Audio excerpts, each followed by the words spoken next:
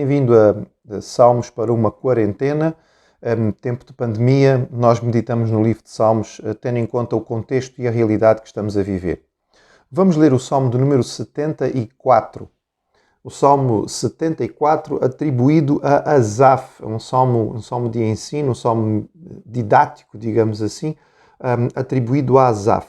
Tendo em conta a realidade do contexto deste salmo, não significa que foi Asaf a escrevê-lo. Asaf viveu na época de Davi e Salomão e este salmo fala sobre a destruição do templo de Jerusalém, que aconteceu muito depois.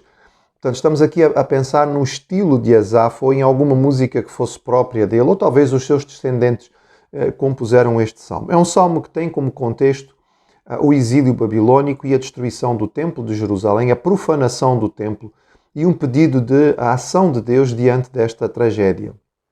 O salmo diz: Porque nos rejeitas, ó Deus, para sempre? Porque se acende a tua ira contra as ovelhas do teu pasto?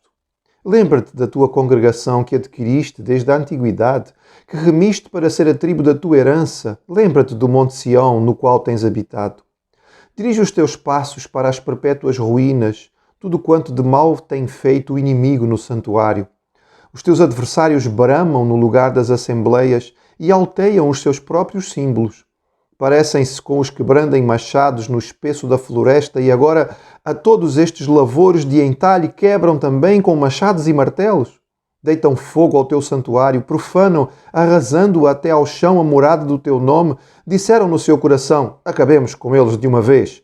Queimaram todos os lugares santos de Deus na terra. Já não vemos os nossos símbolos. Já não há profeta, nem entre nós quem saiba até quando. Até quando, ó Deus, o adversário nos afrontará? Acaso blasfemará o inimigo incessantemente o teu nome? Porque nos retrais a mão, sim, a tua destra, e a conservas no teu seio? Ora, Deus, meu Rei, é desde a antiguidade. Ele é quem opera feitos salvadores no meio da terra. Tu, com o teu poder, dividiste o mar, esmagaste sobre as águas a cabeça dos monstros marinhos. Tu despedaçaste as cabeças do crocodilo e o deste por alimento às alimárias do deserto. Tu abriste fontes e ribeiros e secaste rios caudalosos. Teu é o dia, tua também a noite, a luz e o sol, tu os formaste. Fixaste os confins da terra, verão e inverno tu os fizeste. Lembra-te disto. O inimigo tem ultrajado ao Senhor e um povo insensato tem blasfemado o teu nome. Não entregues à rapina a vida da tua rola, nem te esqueças perpetuamente da vida dos teus aflitos. Considera a tua aliança, pois os teus lugares tenebrosos na terra estão cheios de moradas de violência. Não fique envergonhado o oprimido, louvem o teu nome o aflito e o necessitado. Levanta-te, ó Deus, pleiteia a tua própria causa. Lembra-te de como o ímpio te afronta todos os dias. Não te esqueças da gritaria dos teus inimigos, do sempre crescente tumulto dos teus adversários. É um salmo de lamento, é um salmo de tristeza.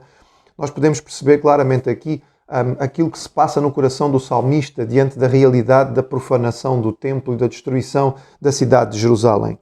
O versículo 1 e depois no 10 e no 11 é repetido, são perguntas feitas. Pergunta comum no momento do sofrimento: até quando? Até quando, Senhor, nós vamos ficar em sofrer? Até quando vamos ter que aguentar ouvir os inimigos a falarem desta maneira a respeito do teu nome? Até quando nós vamos ter que sofrer a afronta e a blasfémia? Depois, versículo 2, também no 18 até ao 22, há um pedido de lembrança. Como se, de algum modo, Deus tivesse esquecido do seu povo. E então o salmista lembra a Deus que eles são o povo da aliança. Há uma consciência por parte do salmista de que as bênçãos que ele está a pedir não são merecidas pelo povo. Então ele lembra ao Senhor a sua própria lealdade. Ele sabe que Israel não merece. Ele sabe que Israel está no cativeiro por culpa própria. Mas ele pede ao Senhor, como é um Deus fiel, um Deus que tem um contrato, um Deus que fez uma aliança com o seu povo, de alguma maneira possa ir se recordando desta aliança que fez e não permita que as coisas continuem de forma tão trágica como estão. Ele pede então a Deus que vingue a profanação do seu templo e a destruição da sua cidade. Dos versículos de 3 a 8 são muito descritivos, não é? Nós podemos praticamente como que nos transportar e ver o que estava a acontecer. Ele descreve a destruição do templo, ele descreve os babilônios a arrebentarem com todas as coisas como se fossem lenhadores no meio de uma floresta com machados na mão. e todas as obras de entalho, todas as obras de beleza que estavam ali ornando o santuário são destruídas à machadada e por fim são queimados. Nós podemos também ler o texto e perceber que há o levantar de estandartes e de bandeiras representativas das forças babilónicas dentro do recinto do santuário, e desta maneira elas profanam tudo aquilo que pertence a Deus. Houve-se até mesmo a expressão usada pelos babilônios na destruição da terra, queimando e acabando com tudo, acreditando que ao fazerem isto o povo de Israel vai deixar de existir como povo, e isto aconteceu com muitos povos na antiguidade. Não vai acontecer com Israel, porque a sua identidade máxima não era a terra, era o seu Deus. Mesmo antes de chegar à terra prometida, mesmo antes de conquistar a terra prometida, Israel já era uma nação e pertencia ao seu Deus. Há aqui um versículo muito marcante, toca ao nosso coração, versículo 9, não é? Eles não conseguiam ver mais os símbolos que eram a marca do seu Deus. Eles estão no estrangeiro, não podem vê-los. Todos os lugares sagrados, ou todos aqueles lugares onde Israel tinha parado para adorar, podemos pensar em Siló, em Mispá, em Betel, em Gilgal, em Jerusalém, tinham sido destruídos.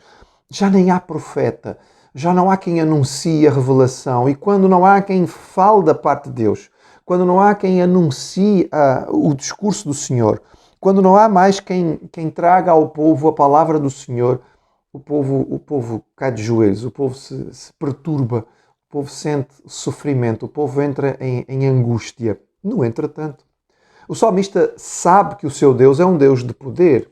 É interessante, porque normalmente nestas ocasiões os povos derrotados ficavam frustrados e às vezes abandonavam os seus deuses e passavam a adorar outros deuses. Mas aqui o povo de Israel, que tinha caído na idolatria no seu próprio território, agora que é levado para o cativeiro, aferra-se ao seu Deus, agarra-se ao seu Deus e às vitórias do passado. Ele cita aqui aquilo que poderá ser pensado por um lado como o êxodo, não é? A libertação do povo do Egito, quando ele fala aqui sobre dividir o mar, sobre abrir os rios, etc., mas também sobre a criação. Lembramos, nas mitologias do Oriente Antigo, a criação normalmente está ligada ao caos dos mares e dos monstros marinhos que são subjugados pelos deuses para que o mundo seja criado. Isto aqui é atribuído ao Deus de Israel. Jeová é aquele que derrota os monstros marinhos. No versículo 14, o crocodilo pode ser chamado de Leviatã, também pode ser descrito como um dinossauro, enfim, um grande monstro marinho. Eles são aqui símbolo de poderes das águas, poderes do caos, e Deus tem poder sobre todas estas coisas. Portanto, os babilônios são vistos como a força do caos, mas Deus é um Deus que já derrotou o caos.